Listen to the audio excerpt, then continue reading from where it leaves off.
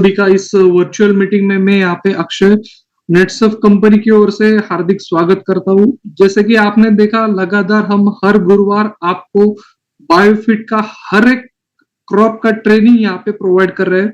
इसमें हम product detail नहीं, लेकिन जो कुछ हमारे जितने भी प्रोडक्ट्स है उसका कॉम्बिनेशन करके या उसके डोसेज करके किस प्रकार से फार्मर को देना है या किस शेड्यूल के माध्यम से फार्मर को वहां पे प्रोडक्ट्स बताने हैं, इसका मीटिंग में हम यहाँ पे इस्तेमाल करते हैं। जैसे कि हर गुरुवार की रात नेटसर्फ के नाम ये जो कंसेप्ट प्रतीक सर ने हमारे लिए लाया है, तो उसका ज्यादा से ज्यादा रिटेलर्स हमें इस मीटिंग में बिठाने चाहिए, क्योंकि हमें as a Netsurf direct seller income बढ़ाना है। तो जितना भी हमारा टीम एजुकेटेड रहेगा, अपडेटेड रहेगा, उतना ज्यादा फायदा प्रोडक्ट सेलिंग में हमें होने वाला है। तो इसी के लिए ही यह मीटिंग आपके लिए चालू किया है। मेरा आवाज आई थिंक सबको क्लियर आ रहा है? ठीक है प्रतीक सर, आवाज clear? My voice is clear? Chat में बताओ आवाज आ रहा है कि नहीं।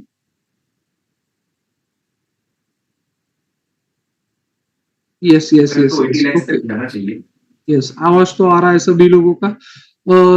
सॉरी मेरा तो चैट में आपने रिप्लाई दे दिया है। तो दोस्तों, जैसे कि आज का मेन टॉपिक है हमारा जिंजर कल्टीवेशन। जिंजर का जैसे प्रतीक सर ने बताया कि बहुत ज्यादा मात्रा में इंडिया में जिंजर कल्टीवेशन होता है। वर्ल्ड का 35% जिंजर सिर्फ इंडिया में होता है। उसमें भी अगर लीडिंग स्टेट हम देखेंगे तो कर्नाटका, हमारा उड़ीसा, हमारा महाराष्ट्र, हमारा गुजरात, हमारा एमपी, ये जो मेजर स्टेट्स है, इस मेजर स्टेट को मिला के 65% तक का जिंजर प्रोडक्शन इन 4-5 स्टेट्स में होता है। और स्पेशली हमारा नॉर्थ ईस्ट अगर देखा जाए, नॉर्थ ईस्टर्न एरिया वो जिंजर ऑर्गेनिक प्रोडक्शन में सबसे आगे, मतलब ऑर्गेनिक जिंजर करते हैं क्या करते हैं, लेकिन उसमें सबसे आगे हमारा नॉर्थ ईस्टर्न रीजन है। तो उन सभी लोगों के लिए मीटिंग भी ज्यादा से ज्यादा फायदेशीर रहने वाला है। जिंजर इस क्रॉप का अगर हम देखते हैं तो जिंजर इस क्रॉप में हम तरह तरह के प्रोडक्ट का इस्तेमाल करते हैं, तरह तरह के केमिकल का या ऑर्गेनिक प्रोडक्ट का इस्तेमाल करते हैं। उससे जाने से पहले जिंजर क्रॉप को समझ लेते हैं। लगभग 18 महीने तक के एक क्रॉप चलता है। उसका जो कुछ शेड्यूल है या कुछ जो वेजिटेटिव ग्रोथ स्टेज है, उसका लगभग 5 से 6 महीने तक का होता है। और 7 महीने के बाद उसका हार्वेस्टिंग पीरियड बोलो या मैच्योरिटी पीरियड वहां पे चालू हो जाता है। तो लॉन्ग टर्म वाला या एनुअल क्रॉप इसे आप बोल सकते हो। और सबसे इंपॉर्टेंट बात इस जिंजर क्रॉप के लिए उस रहती है सॉइल। जिंजर कहाँ पे आता है, मिट्टी के ऊपर या मिट्टी के नीचे? तो जिंजर आता है मिट्टी के नीचे। तो इसलिए जिंजर इस क्रॉप पे मिट्टी को सुधारना या मिट्टी के ऊपर काम करना बहुत जरूरी है।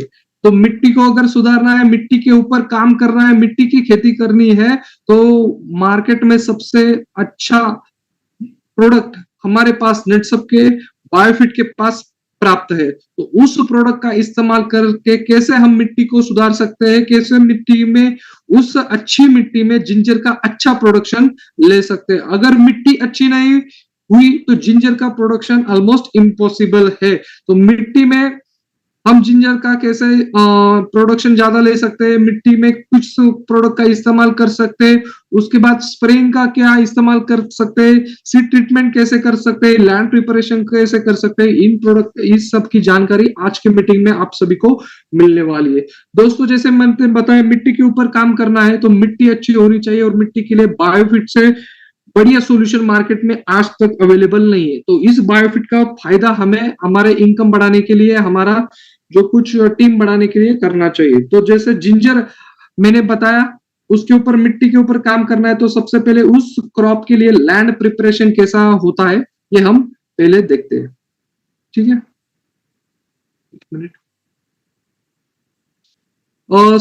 पीपीटी दिख रहा है सब लोगों को? यस, दिख रहा है। Yes yes yes yes yes, तो 50 दिख रहा है। तो इस जिंजर प्रोडक्शन के लिए लैंड प्रिपरेशन बहुत इंपॉर्टेंट है। क्यों? अगर लैंड अच्छा नहीं हुआ, मैंने लैंड में कुछ प्रैक्टिसेस अच्छे नहीं किए, तो बाद में मुझे बहुत ज्यादा प्रॉब्लम वहां पे होने वाला है। तो लैंड प्रिपरेशन के लिए सबसे पहला पॉइंट अगर हम देखते हैं तो उस लैंड में फ्लोइंग अच्छा होना चाहिए। लगभग 30 से 40 सेंटीमीटर डेप्थ का, 30 से 40 सेंटीमीटर डेप्थ का प्लोइंग वहां पे होना चाहिए। और प्लोइंग करते समय उस फील्ड में हमें आयरन जो लोखंड या आप जिसे लोहा बोलते हो, लोहे के प्लो का इस्तेमाल हमें वहां पे करना है। क्यों? क्योंकि इस चीज में हमें सॉइल को बहुत ढीला ढाला करना पड़ता है, मराठी में बोला जाए तो भुसभुशित करना पड़ता है, लूज करना पड़ता है। तो लूज करने के लिए आयरन प्लो से 30 से 40 सेंटीमीटर का डीप प्लोइंग यहाँ पे जरूरी है।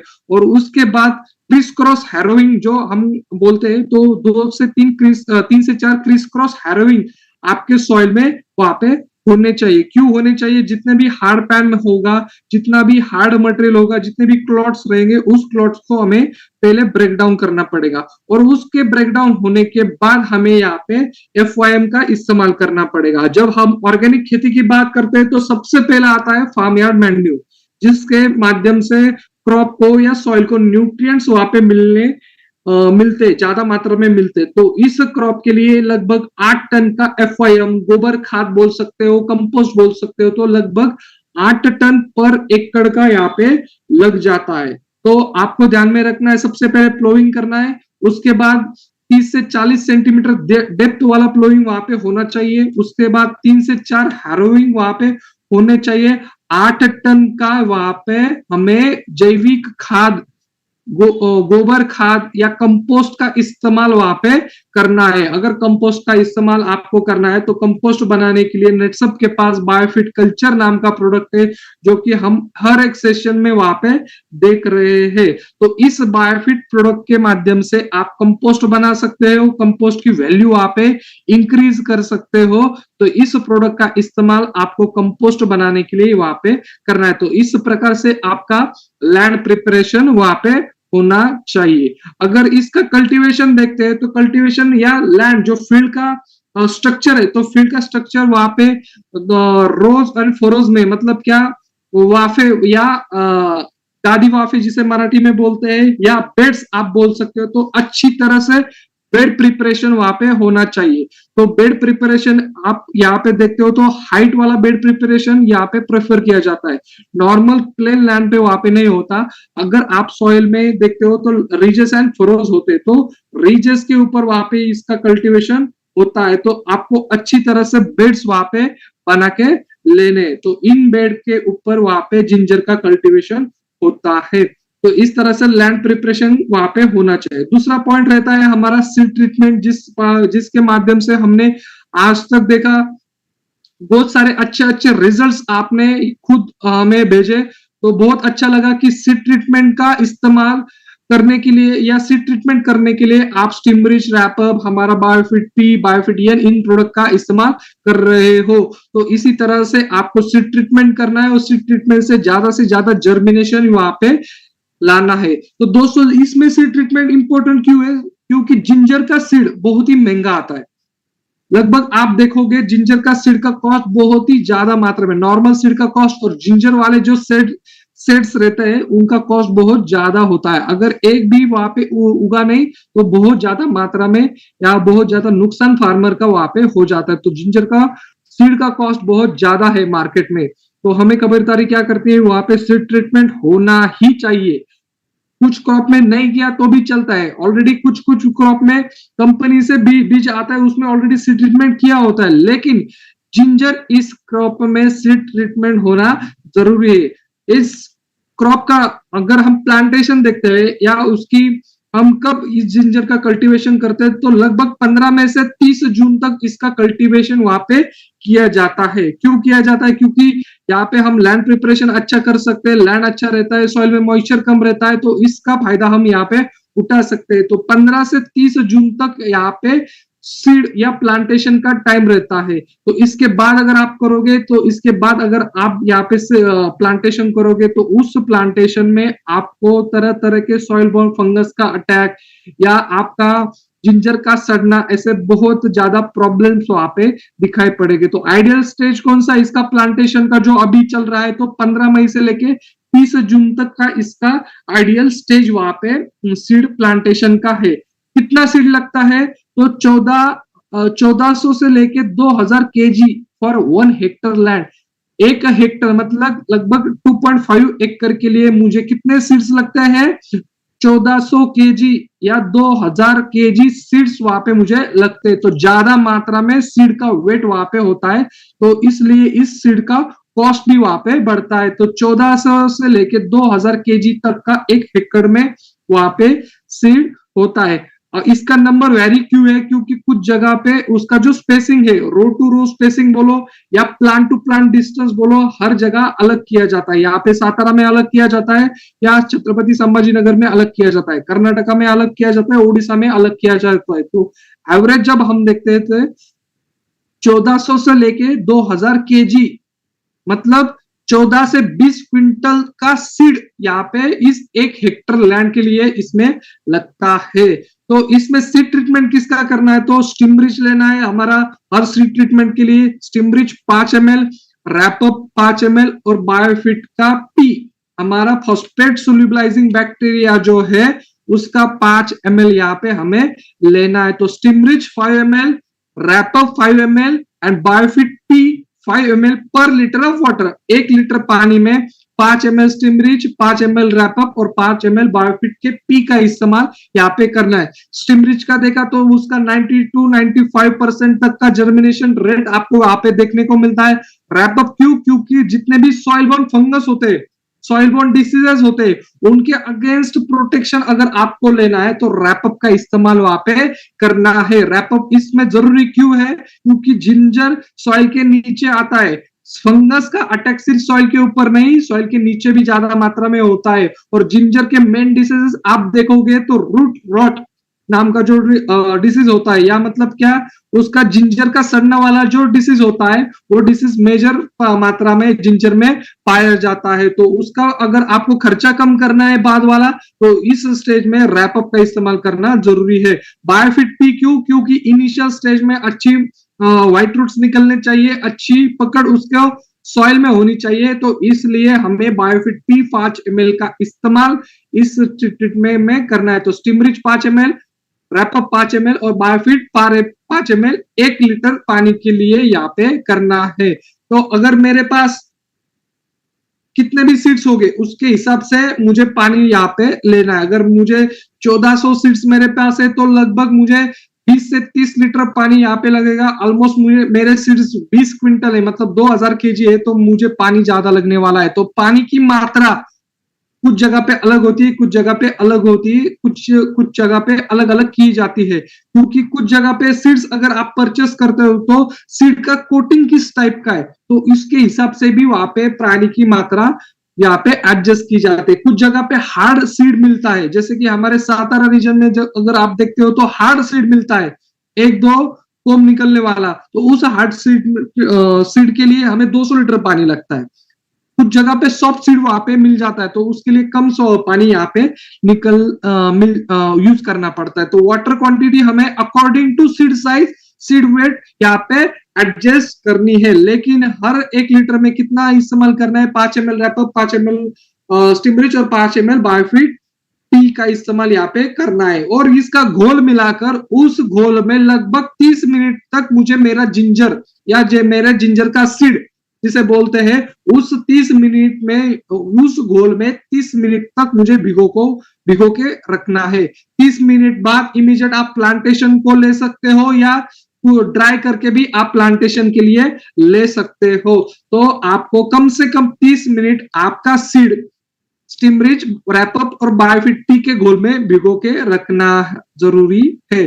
कम से कम 30 मिनट, ज्यादा भिगोया तो भी चलता है, कुछ प्रॉब्लम नहीं आता है, लेकिन कम से कम 30 मिनट तक भिगो के वहां पे रखना है। और एक बात इसमें ध्यान में रखनी है, इसके साथ केमिकल का इस्तेमाल नहीं करना। अगर वो केमिकल का सीड ट्रीटमेंट करना चाहता है, फार्मर करते हैं केमिकल का सीड ट्रीटमेंट, तो पहले वो केमिकल का करे और उसके बाद 2 से 3 दिन बाद वो हमारे स्टिमरिच, रैपअप और बायोफिट टी का इस्तेमाल उसे करना चाहिए। लेकिन केमिकल के साथ जैविक प्रोडक्ट का सीड ट्रीटमेंट यहाँ पे हमें यूज नहीं करना। स्टिमरिच और रैपअप इसका इस्तेमाल करना है। ओके, प्रतीक सर, यस, यहाँ पे Xiaomi 2312DR करके कोई ज्वाइन है, उनको बोलो अगर आप चाहते हो तो बाद में आप कांटेक्ट कर सकते हो, उनको मीटिंग से रिमूव कर दो। ज्वाइन करना है तो आप रियल नाम से जो वहां पे ज्वाइन करो। वो चैटिंग कर रहे हैं यहाँ पे, शाओमी नाम से है। हाँ, मैं ठीक, रिमूव कर देता हूँ। यस, रिमूव कर दो। तो इस तरह से आपको वहां पे सी ट्रीटमेंट करना है। सॉरी फॉर डिस्टर्बेंस दोस्तों। अगर आप मीटिंग ज्वाइन कर रहे हो एक अच्छी कंपनी का जिसका 24 साल का इतिहास है, 24 साल के मार्केट में अच्छे नाम से पहचानी जाती है, इथिकल कंपनी है, तो इस कंपनी के मीटिंग के लिए आप अगर बैठ रहे हो तो आपके रियल नाम से आप बैठा करो। ठीक है, ये सबसे एक मेरा हम्बल रिक्वेस्ट है। तो इसको इग्नोर करते हैं, हमारे टॉपिक के ऊपर आते हैं। तो सी ट्रीटमेंट इस प्रकार से हमें यहाँ पे करना है। केमिकल का इस्तेमाल हमें यहाँ पे नहीं करना, इसके साथ नहीं करना, लेकिन इसके पहले आप कर सकते हो। उसके बाद आता है हमारा शेड्यूल का पॉइंट, रैप अप, सॉरी, हमारे जिंजर क्रॉप में हमारे प्रोडक्ट का शेड्यूल क्या है। बार बार हमारा मेन पॉइंट यही है, तो इसका शेड्यूल क्या है। तो शेड्यूल के लिए सबसे पहला डोज हमारा आता है, हमारा आइडियल डोज जो सभी क्रॉप के लिए जाता है। सभी धरती पे उगाने वाले, उगे हुए जितने भी क्रॉप किए जाते हैं, तो सभी क्रॉप के लिए इस आइडियल डोज का इस्तेमाल हमें करना है। तो वो आइडियल डोज क्या है, स्टिमरिच 2 ml, शेत 1 ml, स्टिमरिच 2 ml, शेत 1 ml और बायो 99.3 ml का इस्तेमाल इस डोज में किया जाता है, जो सभी क्रॉप के लिए आइडियल है। कितनी बार करना है, कब करना है, तो सबसे पहला डोज अगर आप देखते हो इस स्प्रेइंग का, तो आपको लगभग 4 स्प्रे लेने हैं कंटिन्यू, 4 लगातार मंथ।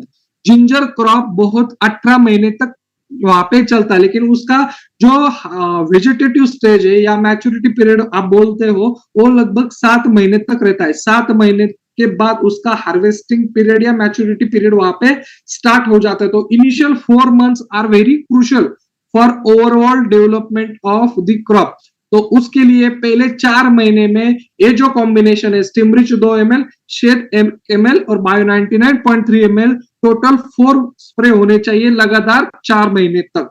पहला स्प्रे कब आता है, तो जब मैं आज प्लांटेशन करता हूं, तो प्लांटेशन के 20 से 25 दिन बाद मेरा पहला स्प्रे वहां पे जाना चाहिए। आज कितना तारीख है, आज तारीख है 20 तारीख।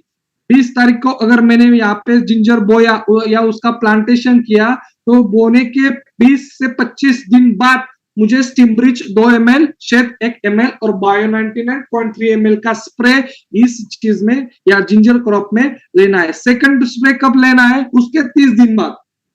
थर्ड स्प्रे कब लेना है, उसके 3 दिन बाद, 30 दिन बाद। फोर्थ स्प्रे कब लेना है, उसके 30 दिन बाद। 4 महीने में 4 स्प्रे इस स्टिमरिच 2 ml, शेत 1 ml और बायो 99.3 ml इस चीज या इस प्रोडक्ट के कॉम्बिनेशन के होने चाहिए। बहुत ज्यादा बेनिफिट्स इस कॉम्बिनेशन को माध्यम से आपको मिलते हैं।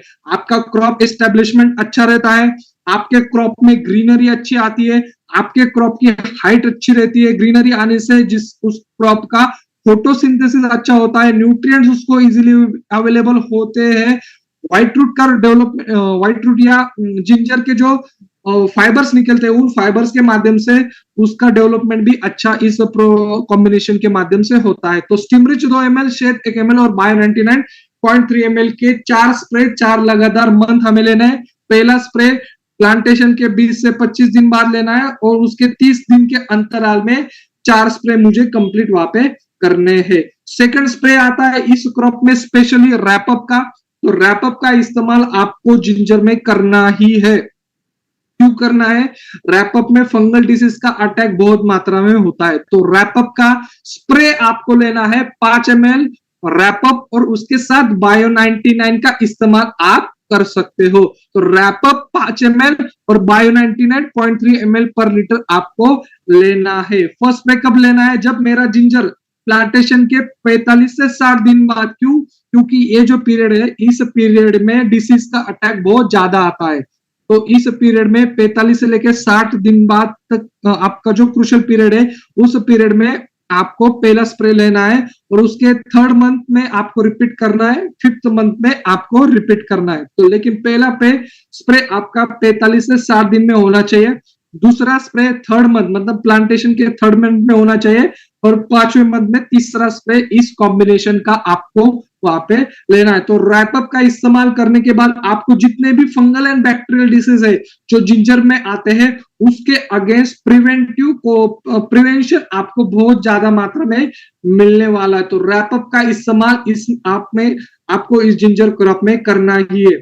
उसके बाद रैपअप के बाद अगर हम जिंजर में प्रॉब्लम देखते हैं वो प्रॉब्लम आता है शूट बोरर का और रिफ रोलर का। जिंजर के जो पत्ते होते हैं वो रोल किए जाते हैं एक लार्वा के माध्यम से या इस शूट बोरर के माध्यम से। वो जिंजर का जो जमीन के ऊपर का शूट निकलता है उसको कट करके वहां पे निकलता है, उसको शूट बोरर बोलते हैं। अगर उस शूट बोरर का डंक भी लगा तो उस क्रॉप का जो कंडीशन है वो पूरी तरह से गिर जाता है, वो स्टैंड नहीं रह पाता शूट बोरर के अटैक के बाद। लिप बोरर के अटैक के बाद लार्वा उसको खाती जाती है और उस जिंजर के जितने भी पत्ते हैं वो पत्ते रोल करके आपको देखने को मिलेंगे। तो इस चीज में आपको हमारे बायोफिट के लार्विसाइड का बायो लार्विसाइड का 2 ml बायो 99 का 0.3 ml पर लीटर का जो कॉम्बिनेशन है उस कॉम्बिनेशन का इस्तेमाल आपको वहां पे करना है। तो bio larvicide 2 ml bio 99.3 ml पर लीटर का स्प्रे आपको लेना है। रिपीट 15 दिन बाद आपको इस स्प्रे का रिपीट करना है अकॉर्डिंग टू ETL। मतलब क्या, उस रीफ रोलर का अटैक कितना है, अटैक ज्यादा है तो आपको रिपीटेशन इस स्प्रे के लेने ही पड़ेंगे। अगर आप बोलेंगे एक स्प्रे में रिजल्ट दो, 2 स्प्रे में रिजल्ट दो, उसका इम्पॉसिबल है। क्योंकि मैंने लास्ट सेशन में भी बताया था कि इंसेक्ट का एक लाइफ साइकिल होता है।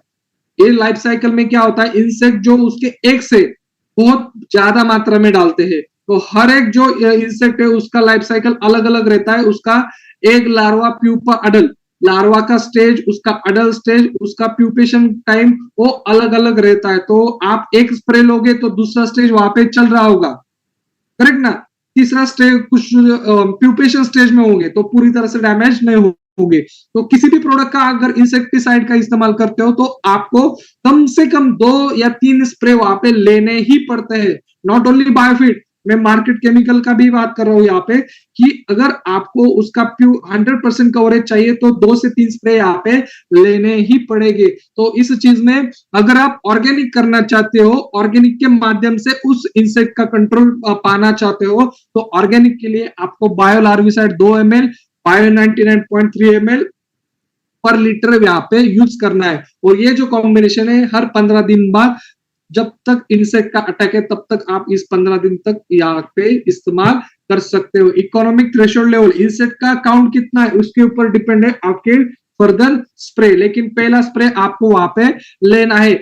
जुलाई अगस्त वाला जो मंथ पीरियड है उस मंथ पीरियड में हमारे यहाँ क्लाउडी वेदर ज्यादा होता है और क्लाउडी वेदर में जो लार्वा होती है उस लार्वा का अटैक वहां पे ज्यादा मात्रा में पाया जाता है। तो जून अगस्त ये जो मंथ है इस मंथ में लार्वा का अटैक वहां पे पाया जाता है। तो जुलाई अगस्त इस मंथ में इस बायोलार्विसाइड का प्रिवेंटिव स्प्रे आप ले सकते हो। अगस्त में आपको अटैक दिखना चालू होगा तो अगस्त मंथ ऑनवर्ड्स आप 15 दिन बाद वहां पे रिपीट कर सकते हो। लेकिन जुलाई अगस्त इस मंथ में आप प्रिवेंटिव स्प्रे इसका लेना चाहिए। 1 मिनट,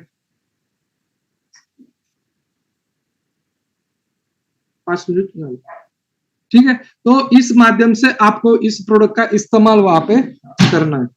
तो इस तरह से जितना भी स्प्रे का शेड्यूल है यहाँ पे खत्म होता है। तो फिर एक बार ओवरलुक करते हैं। स्टीमरिच का पहला कॉम्बिनेशन स्टीम शेड बायो का 4 स्प्रे लेने हैं, 4 लगातार मंथ। उसके बाद स्प्रे कौन सा आता है हमारा रैपअप का, रैपअप जो आपको फंगल डिसीजेस के अगेंस्ट प्रोटेक्शन देगा। उसके बाद आता है हमारा शूट बोरर और लीफ रोलर के लिए बायो लार्विसाइड और बायो 99 का इस्तेमाल हमें करना है। ऑर्गेनिक करना चाहते हो तो 100% बायो लार्विसाइड ही यूज करना जरूरी है। ड्रेंचिंग, उसके बाद सबसे इंपॉर्टेंट पॉइंट इस जिंजर कल्टीवेशन में है उस ड्रेंचिंग का सबसे इंपॉर्टेंट रोल। अगर यहाँ पे आप देखते हो तो इस जिंजर क्रॉप में आपको इस ड्रेंचिंग वाले जितने भी प्रोडक्ट है इस प्रोडक्ट का इस्तेमाल करना जरूरी है। तो ड्रेंचिंग में क्या आता है, तो सबसे पहला ड्रेंचिंग आता है इस जिंजर क्रॉप में, वो आता है रैपअप का। कुछ लोगों को मालूम नहीं, कुछ लोगों को रैपअप स्प्रे के लिए मालूम है, लेकिन रैपअप का ड्रेंचिंग यहाँ पे जरूरी है। आज मैंने प्लांटेशन किया तो इमीडिएट उसके 3 दिन बाद आपको रैपअप का स्प्रे यहाँ पे लेना है। तो इमीडिएट 3 दिन बाद, क्यों? क्योंकि इनिशियल स्टेज पे सॉइल बॉर्न डिसीजेस का अटैक जिंजर इस क्रॉप में पर्टिकुलरली बहुत ज्यादा मात्रा में पाया जाता है। तो इमीडिएट 3 दिन बाद, आज प्लांटेशन किया है तो इमीडिएट 3 दिन बाद 1 लीटर रैपअप 1 एकड़ लैंड के लिए इसका इस्तेमाल कर सकते हो। पानी कितना चाहिए? तो ऑलमोस्ट 100 लीटर ऑफ पानी वहां पे चल जाता है। सिर्फ जिंजर का पहला जो पानी छोड़ते हैं उस पहले पानी के साथ आप रैपअप 1 लीटर प्रति एकड़ इस का कॉम्बिनेशन यहाँ पे कर सकते हो। ठीक है, उसके बाद अगर हम देखते हैं 15 डेज आफ्टर प्लांटिंग मेरा दूसरा वहां पे ड्रेंचिंग वहां पे किया जाता है। तो दूसरा ड्रेंचिंग कौन सा होता है? प्लांटेशन के 15 दिन बाद हमारा स्टैंडर्ड डोज जो ड्रेंचिंग के लिए हम मोस्टली रिकमेंड करते हैं हर एक क्रॉप के लिए, वहां पे होता है बायोफिट एनपीके प्लस शेत वाला जो कॉम्बिनेशन है हमारा, बहुत ही आइडियल कॉम्बिनेशन है। मार्केट में सबसे सस्ता कॉम्बिनेशन बायोफिट एन, बायोफिट पी, बायोफिट के, उसके साथ हमारा बायोफिट का शेत। हर एक का 1 लीटर लेना है 1 एकड़ लैंड के लिए, लगभग 100 लीटर वाटर में आपका ये काम चल जाता है। तो 15 दिन बाद आपका सेकंड ड्रेंचिंग रहेगा बायोफिट एनपीके का। पहला ड्रेंचिंग रैपअप का करना है, उसके बाद 15 दिन बाद ड्रेंचिंग में पहला ड्रेंचिंग आता है इसमें रैपअप का, जिसके इमीडिएट 3 दिन बाद आपको रैपअप इस प्रोडक्ट का इस्तेमाल करना है। उसके बाद हमारा सेकंड ड्रेंचिंग आता है जो 15 दिन बाद प्लांटेशन के आता है, वहां पे एनपीके प्लस शेत इस प्रोडक्ट का इस्तेमाल हम करते हैं। और उसके बाद आता है सेकंड मंथ, उस सेकंड मंथ में हमें बायोफिट एनपीके प्लस शेत का ड्रेंचिंग करना है। थर्ड मंथ में भी उसका इस्तेमाल करना है, फोर्थ मंथ में भी उसका इस्तेमाल करना है। लगातार 4 महीना मुझे बायोफिट एनपीके प्लस शेत का ड्रेंचिंग वहां पे करना जरूरी है। क्यों जरूरी है? क्योंकि जिंजर का कल्टीवेशन में एनपीके प्लस शेत का जो कॉम्बिनेशन है बहुत ज्यादा अच्छी मात्रा में रिजल्ट देने का काम या सॉइल में सुधार लाने का काम इस प्रोडक्ट के माध्यम से किया जाता है। तो लगातार 4 महीने आपको इस कॉम्बिनेशन का ड्रेंचिंग वहां पे करना जरूरी है। उसके बाद देखते हैं, अगर मेरा चौथा ड्रेंचिंग कंप्लीट होता है उसके 1 हफ्ते बाद फिर एक बार आपको रैपअप का ड्रेंचिंग वहां पे रिपीट करना है। तो ड्रेंचिंग के लिए रैपअप कितना लगता है? सिर्फ 1 लीटर का रैपअप का ड्रेंचिंग वहां पे आपको करना है। मेरा फोर्थ स्प्रे जब होता है, फोर्थ ड्रेंचिंग वहां पे होता है, फोर्थ ड्रेंचिंग के बाद आपको रैपअप का ड्रेंचिंग वहां पे करना पड़ता है। पहला ड्रेंचिंग किसका बताया मैंने? रैपअप का। दूसरा ड्रेंचिंग मेरा स्टिमरिच दूसरा ड्रेंचिंग रहेगा मेरा बायोफिट एनपीके प्लस शेत का। तीसरा बायोफिट एनपीके प्लस शेत का। चौथा एनपीके प्लस शेत का। अगर चौथा होता कंप्लीट होता है उसके बाद मुझे फिर एक बार रैपअप का ड्रेंचिंग वहां पे करना है 4th मंथ में। उसके बाद 5th मंथ में आपको बायोफिट एनपीके प्लस शेत का ड्रेंचिंग अगेन आपको करना है। 6th मंथ में भी आपको बायोफिट पी और के का ड्रेंचिंग वहां पे करना है। इस मंथ में एन का ड्रेंचिंग आपको नहीं करना। सेम 7th मंथ में एन का ड्रेंचिंग आपको वहां पे नहीं करना। लास्ट 2 वाले जो मंथ है तो उस लास्ट 2 वाले मंथ में इन इस प्रोडक्ट का इस्तेमाल आपको नहीं करना। लास्ट 6th और 7th वाला जो मंथ है उस मंथ में आपको सिर्फ बायोफिट पी, बायोफिट के और बायोफिट शेत का ड्रेंचिंग वहां पे करना है 6th और 7th मंथ में। तो लगातार आप 7 महीने आप इस क्रॉप में ड्रेंचिंग कर सकते हो। ज्यादा से ज्यादा मात्रा में न्यूट्रिएंट्स इस क्रॉप को जरूरी होते हैं। सॉइल का कंडीशन अच्छा होना बहुत जरूरी होता है। तो इसके लिए एनपीके के साथ शेत का ड्रेंचिंग हमें यहाँ पे इस प्रोडक्ट में यहाँ पे करना जरूरी है। उसके बाद अगर हम देखते हैं क्या क्या खबरदारी हमें लेने हैं, जितने भी ड्रेंचिंग मैंने बताया उस ड्रेंचिंग में और हमारा जो केमिकल का डोज रहता है, कुछ लोग क्या करते हैं ऑर्गेनिक और केमिकल इन दोनों का कॉम्बिनेशन करते हैं। तो उस समय आपको केमिकल के बाद 7 दिन बाद हमारे बायोफिट के एनपीके का ड्रेंचिंग वहां पे करना है।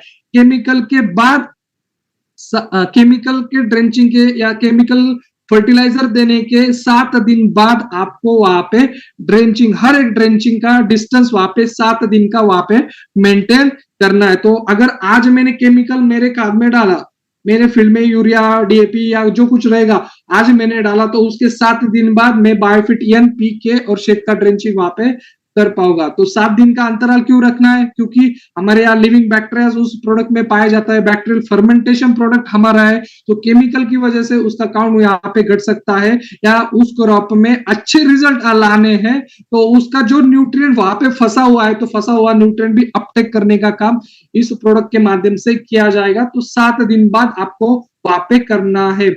अगर कुछ लोग केमिकल का स्प्रे ले रहे हैं तो केमिकल के स्प्रे में भी 7 दिन का गैप वहां पे रखना जरूरी है। बायोफिट स्टिमरिच शेड और बायो99 का और अदर केमिकल के बीच में आप 7 दिन का गैप वहां पे रख सकते हो। Do not mix Stimrich and Wrapup for spray. Spray के लिए स्टिमरिच और रैपअप का कॉम्बिनेशन आपको यहाँ पे नहीं करना, वो सिर्फ सीड ट्रीटमेंट के लिए रिकमेंडेड है, लेकिन जब स्प्रे की बात आती है तो स्प्रे के लिए हमें स्टिमरिच और रैपअप का कॉम्बिनेशन वहां पे नहीं करना। और क्या है, रैपअप के साथ किसी भी प्रकार के प्रोडक्ट का इस्तेमाल नहीं करना, ना कि केमिकल का या कुछ अदर फंगिसाइड का या अदर इंसेक्टिसाइड का। नो, रैपअप के साथ सिर्फ बायो99 का इस्तेमाल आपको वहां पे करना है, जिसके ज्यादा रिजल्ट्स आपको देखने को मिलेंगे। स्टिमरिच एंड बायो99 you can use with other chemical. अगर वो फार्मर केमिकल के साथ देना चाहता है तो केमिकल के साथ हमारा स्टिमरिच और बायो99 वहां पे वो दे सकता है। अगर उसे लगता है कि उस क्रॉप में डिसीज के कंट्रोल के लिए या इंसेक्ट कंट्रोल के लिए मुझे केमिकल का ही इस्तेमाल करना है तो उस केमिकल के साथ वो वहां पे स्टिमरिच और बायो99 का as per hour recommended dose वहां पे इस्तेमाल कर सकता है। तो इस प्रकार से इस क्रॉप में हमें शेड्यूल वहां पे लेना है। तो फिर एक बार रिपीट करता हूं, एक बार ड्रेंचिंग, क्योंकि तीसरे दिन में मेरा रैपअप का ड्रेंचिंग, उसके प्लांटेशन के 15 दिन बाद मेरे एनपीके प्लस शेड का ड्रेंचिंग वहां पे आता है। सेकंड मंथ में एनपीके शेड का ड्रेंचिंग, थर्ड मंथ में एनपीके प्लस शेड का ड्रेंचिंग, फोर्थ मंथ में 2 ड्रेंचिंग आते हैं, एक एनपीके प्लस शेड का और उसके एक हफ्ता बाद रैपअप का ड्रेंचिंग वहां पे आता है। 5वें महीने में एनपीके प्लस शेड का ड्रेंचिंग वहां पे आता है। 6th मंथ में बायोफिट पी के और शेड का ड्रेंचिंग आता है। 7th मंथ में बायोफिट पी और के और शेड का ड्रेंचिंग वहां पे आता है। ठीक है, तो इस हिसाब से आपको ड्रेंचिंग का शेड्यूल वहां पे करना जरूरी है। तो इसका जो पीपीटी है वो आपको इस चैट बॉक्स में मिल जाएगा, तो आप सब लोग इस चैट बॉक्स में इसका पीपीटी आप डाउनलोड कर सकते हो। ठीक है, तो इस प्रकार से आप आपके फार्मर्स को या जिंजर कल्टीवेशन फार्मर को नेटसर्फ के बायोफिट प्रोडक्ट का इस्तेमाल करना बता सकते हो, या इसके हिसाब से शेड्यूल आप इस प्रोडक्ट का वहां पे दे सकते हो। ज्यादा से ज्यादा मात्रा में आप इसका इस्तेमाल कर सकते हो। ऑर्गेनिक क्यों, ड्रेंचिंग ज्यादा क्यों है, तो इस ड्रेंचिंग में आपको सबसे ज्यादा बेनिफिट्स इसमें मिलने वाले। बायोफिट एनपीके के बेनिफिट्स आप सबको मालूम है, तो एनपीके का ड्रेंचिंग बहुत जरूरी है। उसके बाद शेड का ड्रेंचिंग वहां पे जरूरी है, क्योंकि सॉइल की फिजिकल, केमिकल और बायोलॉजिकल प्रॉपर्टीज को सुधार लाने का काम इस शेड, इस प्रोडक्ट के माध्यम से किया जाता है। रैपअप की ड्रेंचिंग क्यों, क्योंकि सॉइल बॉर्न फंगस हो या सॉइल बॉर्न डिसीजेस हो उसके अगेंस्ट कंट्रोल करने का काम, या सॉइल में protection. Ginger, actual ginger soil के नीचे रखता है, उसका फंगस का अटैक सॉइल के नीचे रहता है, तो उस केस में जिंजर को प्रोटेक्शन करने के लिए आपको रैपअप का ड्रेंचिंग वहां पे इसके माध्यम से करना है। तो इस हिसाब से आप यहाँ पे शेड्यूल दे सकते हो। ऑलरेडी पीपीटी चैट में यहाँ पे डाला हुआ है, या आपके जितने भी रीजनल मैनेजर्स रहेंगे उन रीजनल मैनेजर के पास पीपीटी पहुंच गया है, तो रीजनल मैनेजर को कांटेक्ट करके मैसेज करके आप ये पीपीटी ले सकते हो। तो इस माध्यम से हम इस जिंजर सेशन का यहाँ पे समाप्ति करते हैं। So thank you very much. और जो कुछ आदमी शाओमी नाम से जुड़ा है उनको रिक्वेस्ट है कि अगली बार आना है तो आपको रियल नेम से आना है, अदरवाइज हम आपका आईडी भी ब्लॉक कर सकते हैं। ठीक है, ऐसा नहीं कि आप अदर नाम से आए और हमें पता नहीं चलेगा। अगर आप अदर नाम से भी ज्वाइन होते हैं, हमारे पास इस सिस्टम का, टेक्नोलॉजी का इस्तेमाल करके हम आपको ढूंढ सकते हैं। ठीक है, तो रियल नाम से आप मीटिंग ज्वाइन किया करो। Done, okay, thank you Pratik sir. और मीटिंग यहाँ पे हम वाइंड अप करते हैं। यस, तो आज का ये जबरदस्त जिंजर का क्रॉप का ट्रेनिंग रहा। तो जैसे ही हर मतलब थर्सडे बायोफिट के अलग अलग क्रॉप का मीटिंग रहता है, तो आप लोग हर थर्सडे आपके सभी टीम मेंबर्स के साथ ये मीटिंग में जुड़े और बायोफिट का इस्तेमाल करके ऑर्गेनिक फार्मिंग का इस्तेमाल करके कैसे एक एक पर्टिकुलर क्रॉप का सही फार्मिंग हो सकता है, उसका इंफॉर्मेशन आपको हर थर्सडे मिलता है। तो आप लोग हर थर्सडे इस मीटिंग में जुड़ा कीजिए। तो यहाँ पे ही ये मीटिंग हम क्लोज कर रहे हैं। Good night.